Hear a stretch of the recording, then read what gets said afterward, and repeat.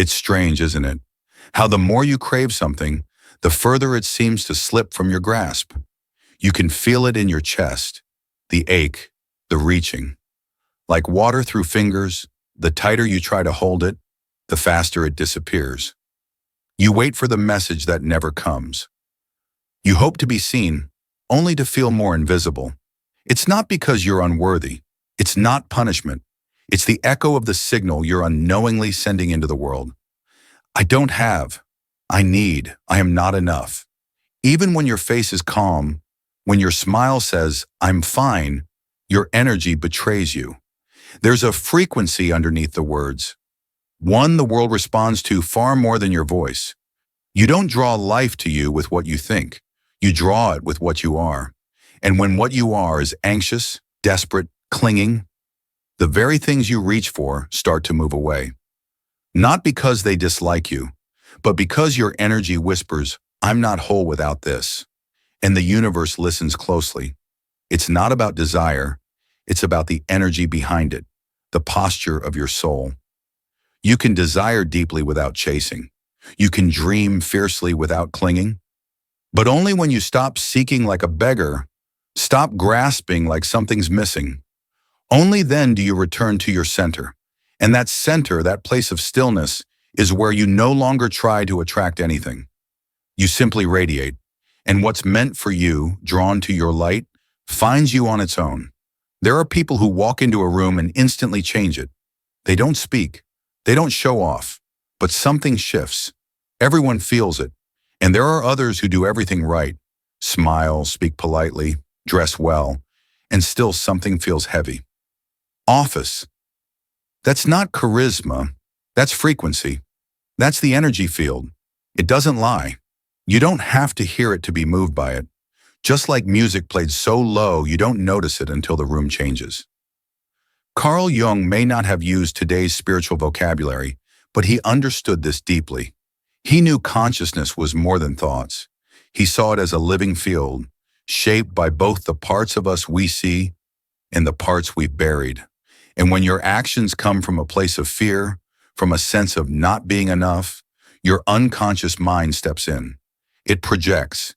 It casts those silent insecurities onto others, onto your future, onto life itself. And what you end up experiencing is not reality. It's your unhealed self staring back at you through the world.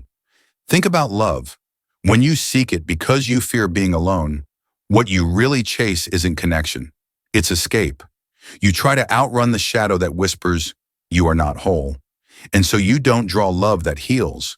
You draw love that reflects your wound. The same thing happens with success.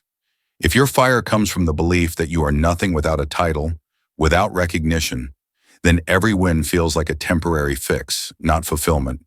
And the moment applause fades, the emptiness returns. Jung wrote that the world becomes a replica of the unknown parts of our own face. In other words, what we don't heal, we project. What we suppress, we relive. Imagine beginning a new relationship. You tell yourself you're confident, independent, unshaken, but inside you're checking your phone every few minutes. Your thoughts spiral when there's silence. Your heart races not with joy, but with fear. And even if you say nothing, that vibration, the tension in your body, the hunger in your energy, it speaks louder than your words ever could. This is the real language of attraction, the quiet, invisible signals that shape our lives. We're not waiting for people to hear us. We're asking the world to feel us. And it always does. It's not rejection you feel, it's energetic self-protection. People slowly pull away, not out of malice, but because the silent cry within you begs to be filled. And that cry, whether spoken or not, begins to weigh on them. Not because you are too much, but because your energy demands something no one else can truly give. Jung once said, until you make the unconscious conscious, it will direct your life and you will call it fate. That is not poetry, it's a warning. As long as you avoid the true root of your actions, they will keep repeating. You'll keep chasing what you think you want and wonder why it never lasts. So many attempt to attract the life they desire. They practice visualization, repeat affirmations, picture the perfect relationship or success story, but they overlook something essential. You don't attract what you wish for, you attract what you are. And if what you are is rooted in fear, self-doubt, or the belief that something is missing, then every image you hold in your mind, no matter how beautiful, becomes eclipsed by the vibration of lack underneath. The message becomes clear. I don't have this. I am not enough. And the universe, always honest, always listening, responds not to your fantasy, but to your frequency. You meet people who can't truly see you. Doors open halfway, then shut again. Relationships echo back your insecurities instead of your worth. And it hurts. Not because you're broken, but because you've been trying to build your future with energy from your past. Jung drew a powerful line between the ego and the soul. The ego is loud, anxious, always reaching. It wants to prove, to win, to possess. It's terrified of being forgotten. But the soul, oh, the soul is different. It doesn't chase. It doesn't explain itself. It just is, fully, quietly, steadily. When you live from the ego, love becomes a performance. You try to be picked, to be enough, to avoid being left behind. But when you live from the soul, love becomes a reflection. You already know you are whole, and anything that stays only amplifies that truth. The soul doesn't demand that you please anyone.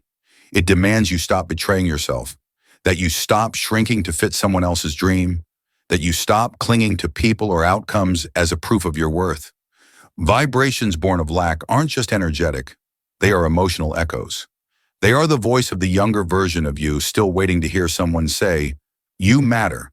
You're not too much. You're not too little. You are enough." But that voice, it has to come from within now. No one outside can whisper it loud enough to silence the ache until you say it to yourself first.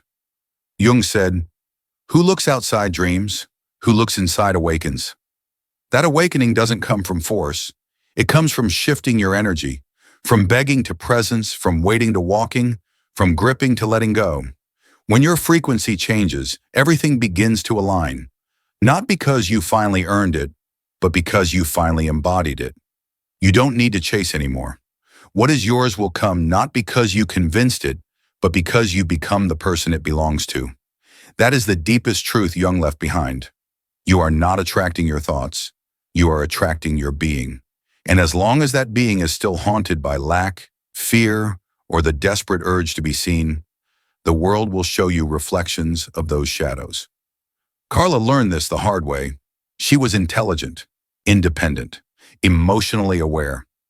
At 34, she walked through a heartbreak that shook her to her core. The man she believed was her forever walked away, leaving behind the ruins of a future they'd once imagined. But she didn't numb the pain. She didn't escape it. Carla faced it. She dove deep into books, therapy, meditation. She rebuilt her habits. She fed her soul with wisdom and self-care. From the outside, it looked like a perfect healing journey. She said all the right things, made all the right choices, but deep down there was still a fracture, a quiet place that still hoped someone would come, prove she was lovable. And that quiet place, it vibrated louder than her calm smile ever could. On the outside, Carla looked like a woman who had risen from her past with grace and wisdom. She moved with quiet confidence. She spoke with clarity. To anyone watching, she had done the work. She had healed. But something kept repeating, like a quiet pattern beneath her steps. Every time she opened herself to something new, even when it felt soft and promising, the ending was always the same. A slow drift, a growing distance, until without warning, things collapsed again. There was no dramatic betrayal, no visible flaw, just a gradual unraveling, and it left her confused. How could she be doing everything right and still find herself in the same place? The answer didn't come through logic. It came through a moment that split her wide open during an intensive therapy session. The therapist looked into her eyes and said softly but firmly, "Your energy isn't waiting for love. It's begging for confirmation." That one sentence broke through everything Carla thought she had overcome.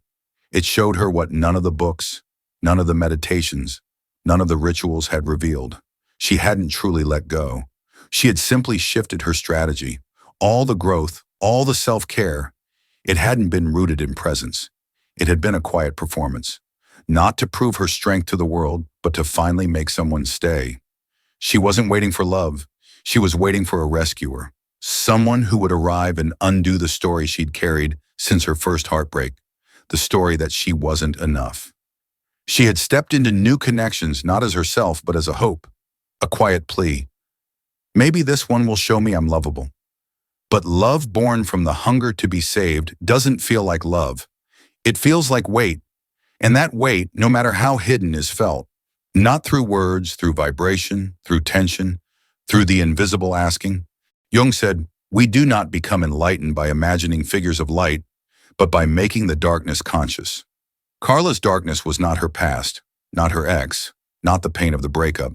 It was the unspoken belief that she could only be whole if someone else chose her. That belief had shaped every yes she gave.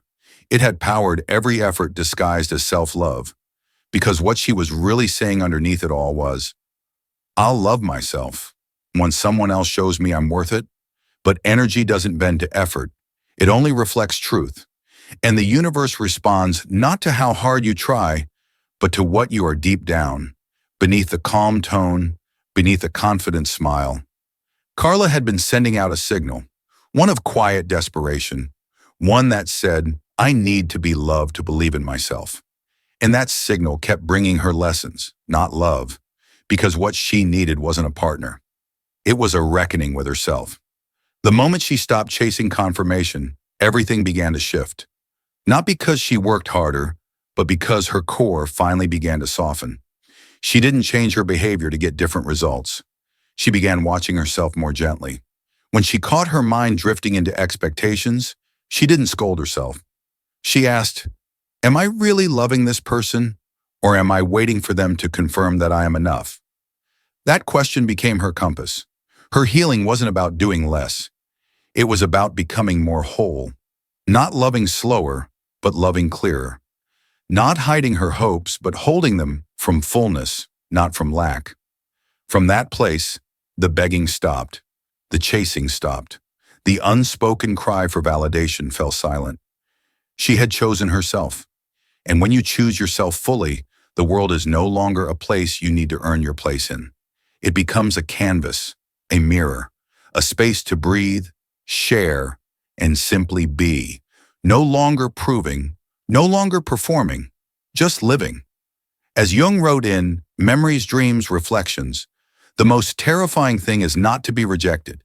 It's to accept yourself completely. Because when you do that, the story ends. The search ends. The need ends. And in its place, there's stillness. There's power. There's presence.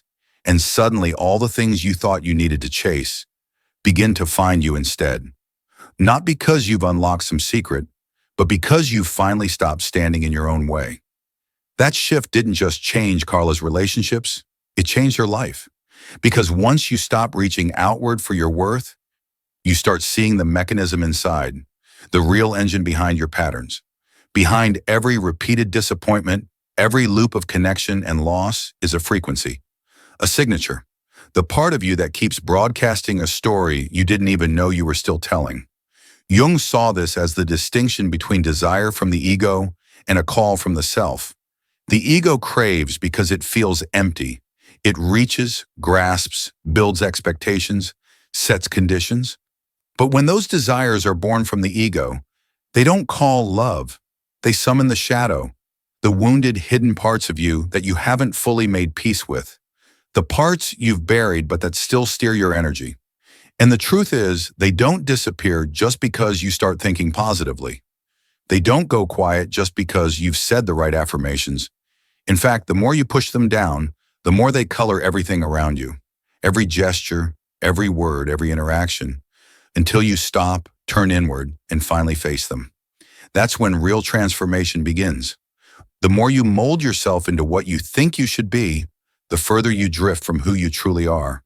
Not because you're pretending, but because you haven't yet faced the truth about where your wanting begins. And all wanting, no matter how pretty it sounds, is born from lack. That is the seed. You've felt it, haven't you? Walked into a room and sensed that something wasn't quite right, even when someone's face carried a smile.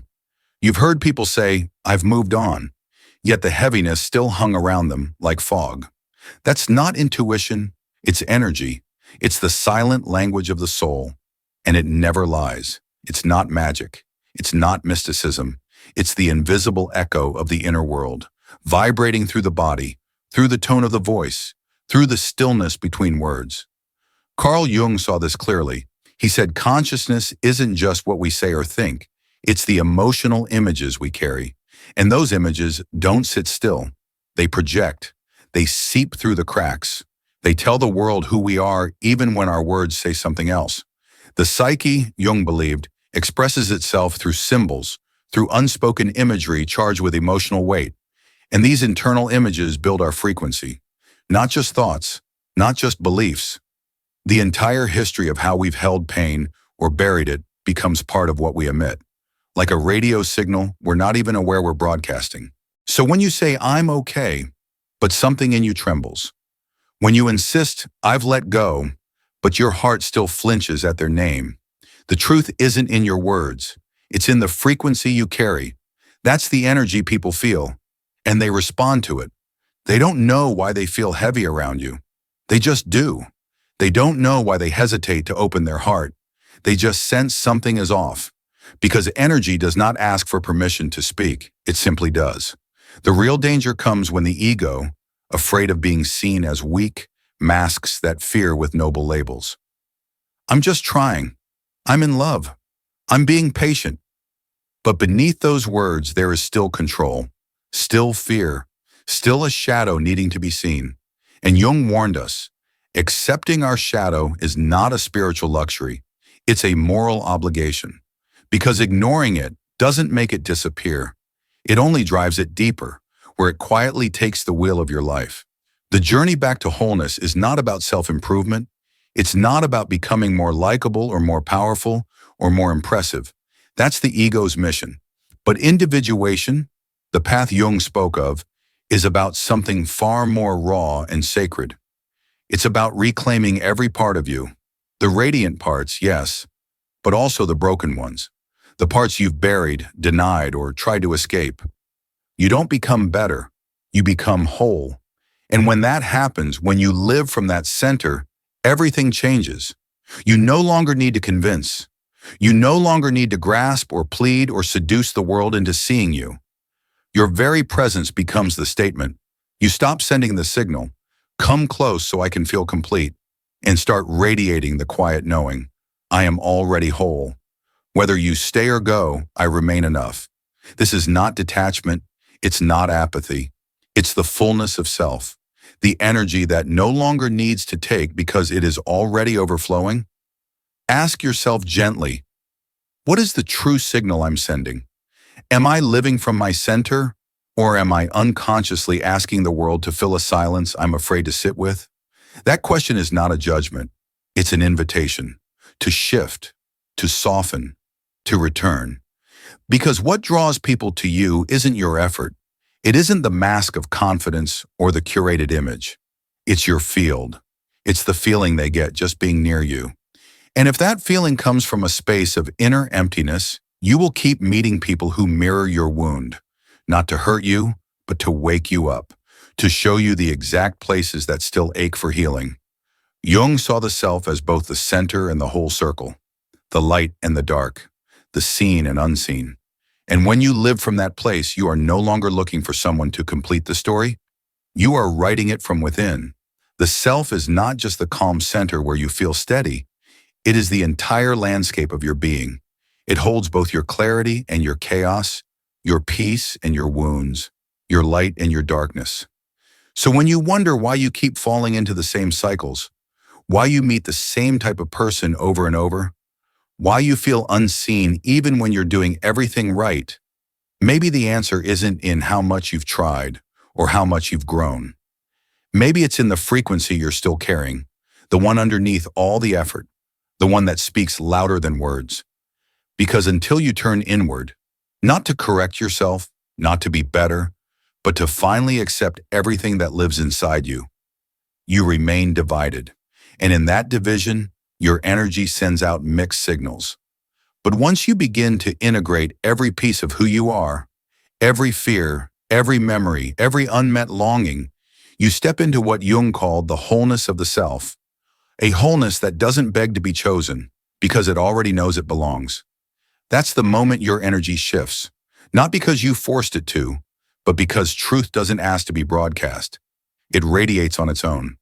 When you're truly present, when you're not waiting for anything outside of you to fix what's within, your energy becomes magnetic, still, full, unshakable. You no longer seek, you simply are. And in that state, what truly resonates finds you, without chase, without force. But knowing this truth is only the beginning. You can understand every psychological theory in the world, but if your energy still clings, still trembles, still tries to control the outcome, you remain caught in the same frequency, and life will keep mirroring it back, not to punish you, but to wake you up. Natalia's story is a beautiful, brutal example of this. She was 40, wise, articulate, and strong. She had survived a relationship that nearly emptied her soul. It had been toxic, consuming, and left her barely holding on to herself. But when she left, she didn't fall apart. She rebuilt. She read. She healed. She showed up for herself in all the ways she never had before. She meditated. She journaled. She even began sharing her recovery online, helping others walk through the same fire she had survived. To anyone watching, she was a woman who had done the work. And even Natalia believed that. She felt ready, whole, open, until someone new came into her life. In the beginning, she was calm, centered, grounded. But just a few days into those first conversations, she noticed herself checking her phone more often, waiting, reading between lines that weren't there. Every silence became a test. Every delayed reply sparked a storm of questions. What is he thinking? Did I do something wrong? Will I be abandoned again? She didn't act out. She didn't show it. But her mind spiraled quietly. And in one of her therapy sessions, her therapist said something that struck a hidden nerve. Your mind has let go, but your energy is still holding on. Natalia froze. She hadn't even considered that her growth might have been a performance, not for others, but for herself. Because underneath all her self-work was a silent vow. I will heal so this never happens again.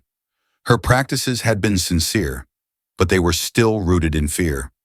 Fear of repeating the past. Fear of being left again. Her healing was real but incomplete. It was strategic, built on the hope that if she did everything right, next time would finally be different. But fear is not fooled by effort. Unprocessed pain doesn't care how many books you've read or how many journals you've filled. If the energy underneath your healing is still wired for self-protection, for guarding your heart at all costs, then that energy is what others feel. And that is what the universe responds to. Not the words, not the rituals, but the vibration beneath it all. Carl Jung wrote, "There is no coming to consciousness without pain." Natalia had not failed. She had simply not reached the bottom of her truth. Her deepest fear was still scripting her life. It was quiet, but it was there. And like an invisible current, it guided her thoughts, her reactions, her hopes. Because unprocessed energy doesn't disappear, it just changes its disguise. And until it's truly seen, truly faced, it becomes a loop. A quiet repetition of the same lesson, waiting for you to stop pretending you're already past it, and finally feel it. You can change the face beside you, shift cities, switch habits, recite new mantras. But if the core remains untouched, the story plays on repeat. The same endings, the same ache. It's not bad luck. It's not coincidence. It's the unseen script of your inner world. Jung called it the compulsion to repeat, an unconscious drive to recreate the very experience you never got to resolve. It's not self-sabotage. It's a longing for completion, for healing, for a different ending. In Psychology and Alchemy, Jung wrote, "The patient can only get well when he begins to see the contents of the unconscious and assimilate them into the total personality." Healing isn't about fixing the surface. It's about facing the parts of yourself that have been tucked away for years, maybe decades, the parts still waiting to be heard. Because as long as they remain hidden, they become your energy. They shape how others experience you. They mold the way life responds to your presence. You may never say a word, but your vibration speaks first, and often louder than anything else. People don't pull away from you because you lack something obvious. They withdraw because something in your energy says, take care of me, prove I matter, make sure I won't be hurt again. And that's not a request others know how to answer. Even if you're smiling, even if you say all the right things, they feel it. This invisible gravity, asking to be the healer of a wound they can't even name. Natalia never begged. She never demanded. But her energy did. Silently it whispered, don't leave me. Show me I'm worth staying for. And when love is met with that kind of pressure, it can't breathe. It can't flow. It becomes tangled in responsibility, weighted down by something it was never meant to carry. Because that kind of healing can only come from within. So if you find yourself stuck in the same emotional loops, if every new relationship starts to feel like déjà vu, maybe it's time to stop scanning the horizon for answers. Maybe it's time to listen inward. Ask yourself, what is the signal I keep sending that I refuse to name? Because what the world mirrors back to you is not your effort, not your intention, but your frequency. And as long as that frequency is shaped by fear, you will meet people who reflect it. That's not punishment, that's invitation. When Natalia realized this, her entire energy began to shift. Not because someone came to fix her, but because she finally stopped needing someone to. And that recognition, that quiet moment of truth, was enough to begin transforming everything. But here's where the real work begins. The line between control and surrender is paper thin. Imagine you're staring at your phone. You tell yourself, I'm done. I won't text. I'm over it. You put the phone down. You breathe. But moments later, you're back, unlocking it, checking, waiting for something, anything to confirm you still matter. On the surface, you're silent, calm, composed, but inside, your nervous system is screaming. That's not surrender. That's control. That's fear wearing a calm face. And this is where the most uncomfortable transformation begins. Control is not power. It's protection. It's the reflex of an ego that doesn't trust life. It's not born of strength. It's born of wounds. Wounds that whisper, if I don't manage this moment, I will be left behind. I will fall apart. I will not survive. Natalia came to this truth not by reading it. She felt it. In her chest, in her breath, in the silence between replies. That's when she began to sense the difference between acting from fear and living from presence. Control doesn't always look like chaos. Sometimes it looks like restraint, like logic, like maturity. But underneath it is tension, bracing, contracting. Jung wrote that the ego seeks to control what the soul has not yet integrated. And when the soul is still carrying pain that has not been witnessed, the ego steps in, not to lie, but to protect. It builds masks of reason, masks of independence, masks of indifference. But beneath them is a quiet tremble, a hope that things don't fall apart again. So many of our choices aren't born from clarity. They're born from a fear we haven't yet admitted. And until we face that fear, not with judgment, but with compassion, we'll keep confusing control for calm, silence for strength, distance for self-worth. True surrender isn't passive. It isn't giving up. It's the full-bodied decision to stop needing the world to confirm your worth. It's the moment your soul exhales, not because everything is certain, but because you no longer need it to be. Imagine meeting someone new. The connection feels effortless at first. Playful texts, long conversations, easy laughter. But then one day their messages slow down. No explanation. Just silence where there was once a rhythm, and suddenly something stirs in you. You reach for your phone. You send the first message. Then you wait. Maybe you stay silent, hoping they'll notice. Or maybe you craft a casual question to test the waters, to read between lines. None of this makes you weak. These aren't wrong actions. But the question is, what's moving you underneath it all? Is it curiosity or fear? Is it presence or the inability to tolerate the unknown? Because if it's the second, then what you're doing isn't connection, it's control. Not the loud kind, not the obvious kind, but the subtle kind. The kind that looks like care, but is really fear wearing a polite mask. Jung warned of this quiet sabotage. He said when an inner situation remains unconscious, it appears outside as fate. So if you don't realize you're being governed by your fear of abandonment, you'll keep creating situations that trigger that fear. Not because you want to suffer, but because your unconscious is begging you to finally see it. You either live from the grounded truth of your center, or you operate from the frantic edge of control, trying to fix what hasn't even broken yet. And if you live in that space long enough, eventually, you won't let go out of wisdom, you'll let go out of exhaustion. But real surrender isn't collapse. It's not giving up. It's not waiting for something to save you. Real surrender is strength. It is the deepest kind of trust, the kind that doesn't chase, doesn't grab, doesn't demand. It's when you stop editing reality to fit your hopes, when you stop checking, steering, managing every quiet moment, when you trust that what is meant for you cannot be lost, and what isn't will only weigh you down if you keep clinging. That's the shift Lena faced. Her relationship started beautifully, fluid, kind, warm. But slowly, each moment of silence from her partner felt like a test. She didn't accuse. She didn't panic. Outwardly, she remained calm. But inside, her mind raced. She replayed every message, wondered what went wrong, tried to read between punctuation marks, until one day her partner told her, "Something just feels heavy." It wasn't something they could explain, because it wasn't about anything she said. It was what she radiated without knowing. That quiet pressure, that invisible plea for constant affirmation. And when Lena heard that, it clicked. She wasn't being needy. She was being controlling without realizing it. Not because she wanted power, but because she feared the unknown. She feared disappearing. That's when she understood. Control isn't clarity. It's a war waged on your own nervous system. It's a way to feel safe that costs you your peace. Jung never taught surrender as technique. He spoke of it as inner maturity. A soft strength, the kind that stops needing to chase love in order to feel worthy of it. To surrender is to stop looking for confirmation in someone else's reaction. To stop needing certainty like a life raft. It's when you no longer shape your behavior around the fear of being left. And when you live in that state, truly live there, you stop clutching at life.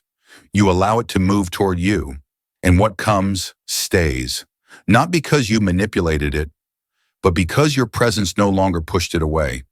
So if you find yourself in those familiar patterns, holding back only to test, reaching out not to connect, but to relieve anxiety, pause. Not to judge yourself, but to breathe and ask gently, am I acting from fear or from love? Because sometimes the most radical act is to do nothing, to not text, to not chase, to not analyze, just to sit with the discomfort long enough to realize you can survive it, that you were never truly abandoned, that your worth was never in question, only your belief in it. You don't need to prove you're not alone. You already aren't. You have you. And when you live from that knowing, your energy begins to change. You shift out of the grasping signal of control and into the quiet magnetism of trust. So if you're ready to step out of the current of fear and into the stillness where life flows to meet you, say it, I am letting go. Not because you've given up, but because you finally remembered who you are without the need to prove it. And this brings us to the power that Jung called the center of all spiritual life. The one thing control can never touch, the power of presence. Because surrender isn't disappearing, and not controlling doesn't mean becoming passive. Presence isn't absence. It's the purest kind of power, the kind that doesn't need to act because it already is. It doesn't beg, it doesn't pull, it doesn't bend itself to be chosen. It simply stands there, calm, rooted, alive. And in that stillness, everything real is drawn in, without a single word. It doesn't beg, it doesn't explain, it doesn't demand to be noticed. Presence is the quiet strength that simply exists, and in its stillness, it shifts everything around it. Not because it tries, but because it no longer needs to try. This is not the kind of presence that's cultivated by perfect morning routines or long hours of silent meditation. It's the kind that arrives when the noise inside you quiets down, when your thoughts stop racing into tomorrow or dragging you back into yesterday. It's when your heart is beating here, your breath is felt here, and your awareness is no longer scattered across 1,000 imagined outcomes. Carl Jung understood this deeply. In The Undiscovered Self, he wrote that freedom extends only as far as the limits of our consciousness. In other words, the less present you are, the more enslaved you become to your fears, your patterns, your reactions. And as long as you're not truly here, your energy becomes a puppet, constantly pulled by the unconscious. Think about that person you once met, the one who didn't say much, didn't try hard, yet somehow the whole room softened when they arrived. They weren't putting on a show. They weren't dazzling anyone, but they were fully here, and their presence was enough. That's what this power is. Presence doesn't perform, it doesn't convince, it doesn't chase, it holds, it listens, it breathes. And in that space, others feel safe to be themselves too. If you're still with me, take a second. Really, just 5 seconds. Put your phone down, close your eyes and feel. Are you here, or is your body sitting still while your mind runs laps around a future that hasn't arrived or a past that no longer exists? If you're scattered, that's okay. Everyone is at first, because presence is not something you decide into being. It's something you practice, moment by moment, until it becomes who you are again. Jung called this process individuation, not the pursuit of perfection, not the achievement of some polished self-image, but the slow, honest unfolding of who you already are beneath the layers of masks, fears, and unconscious roles. In Psychology and Alchemy, he described the self as a union of opposites, the bringing together of every part you've tried to deny or fix or hide. And the moment you stop striving to be more of something, more confident, more desirable, more healed, you start allowing what's already whole within you to rise. Daniela learned this the hard way. Her patterns were all too familiar, falling fast, feeling high, then spiraling into anxiety the moment silence crept in. She'd read the messages again and again, trying to decode intent. A word too short, a longer pause, panic. Her nervous system was wired to equate change with danger, and her mind did what it had always done: analyze, cling, anticipate, until one day something inside her broke. Not in defeat, but in clarity.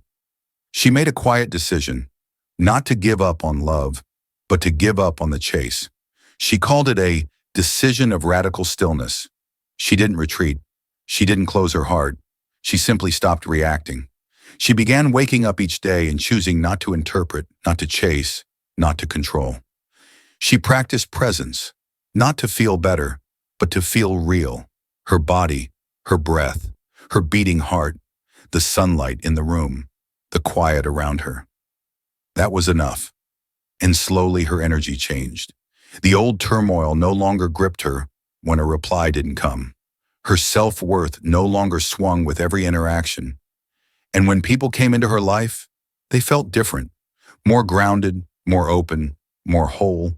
Not because they had changed, but because she had stopped asking life to prove anything. She had become the magnet, not by force, but by return. So if you're asking how to find this kind of presence, the answer isn't in a to-do list.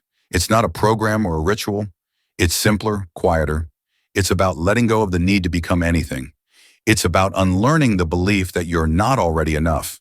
It's about no longer needing to be seen in order to exist. Jung didn't teach self-improvement like it was machinery. He didn't ask us to become something new.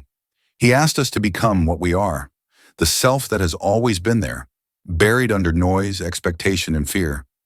He once said, "The privilege of a lifetime is to become who you truly are." Not a better version, not a healed version, just you. And you don't find that in the future. You find it here, in this breath, in this stillness, in this heartbeat. Just be present. Sometimes the bravest thing you can do is nothing at all, not because you're giving up, but because you finally understand the difference between presence and panic, between connection and control. That moment when your chest tightens, when silence feels unbearable, when every fiber in your body wants to act, to fix, to check. That is your doorway. Not a test from the outside, but an invitation from within. To sit, to breathe, to not abandon yourself again in search of someone else. This is vibrational detachment, not emotional coldness, not giving up on love, not becoming a shell, but the discipline of coming home to yourself when your mind tells you to flee. It's the refusal to betray your own peace for a temporary illusion of safety. And make no mistake, it is hard, because your nervous system has been trained to believe that silence equals rejection, that delay means disinterest, that stillness is danger. But silence isn't rejection, delay isn't dismissal, and stillness is where your soul begins to speak.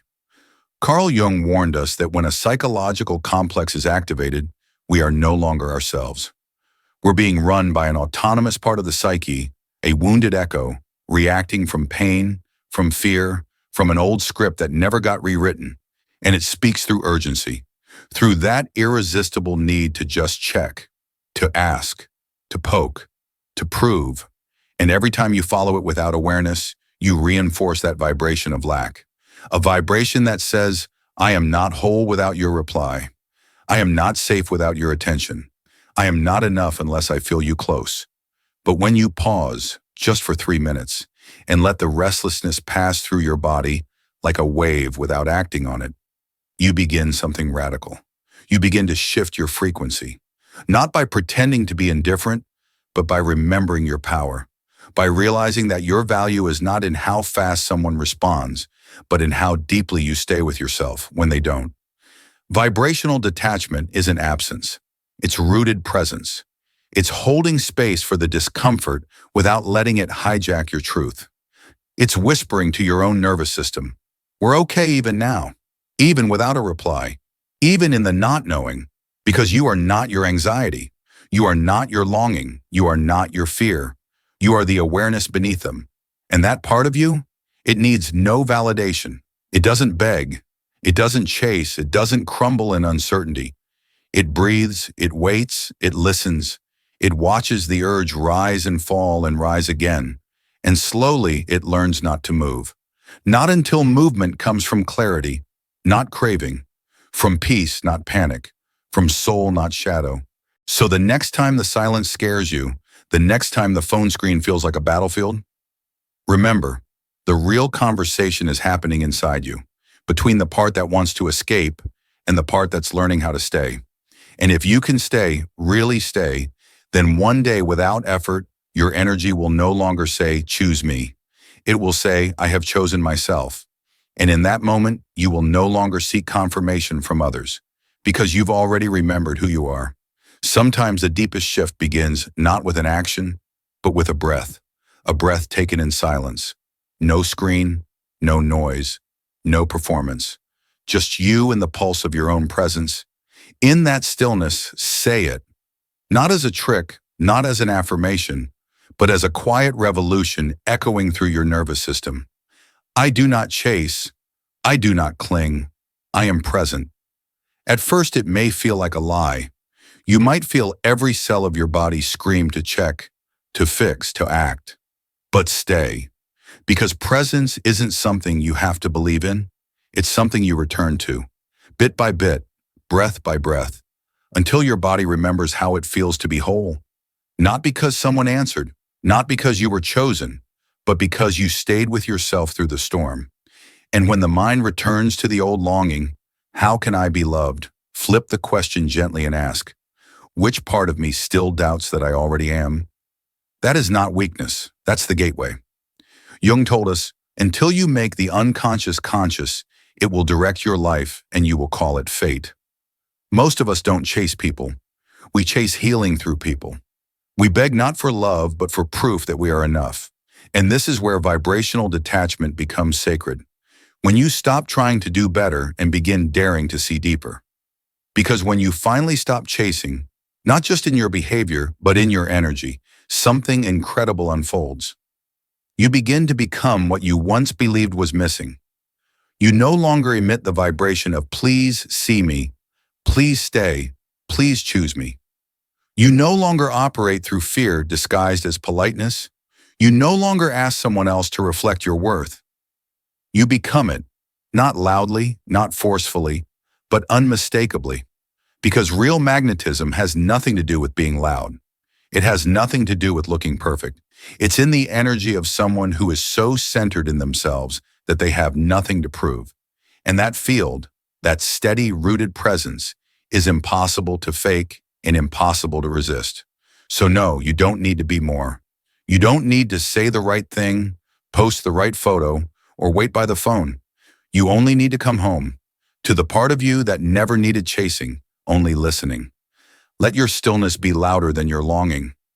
Let your breath be your commitment to yourself. Let your presence speak on your behalf before a single word is spoken. And when you walk into a room, don't ask, will they like me? Let your energy whisper, I have already chosen me. That's when the universe responds. That's when you stop attracting mirrors of your wound and begin drawing reflections of your wholeness. Because now you radiate. Not because you're trying to, but because you finally stopped dimming your own light waiting for someone else to see it. This is not strategy. This is not performance. This is the quiet return to the real you. No more chasing, no more proving, no more performing for love that was always meant to be yours from the beginning. Just presence, just truth, just you.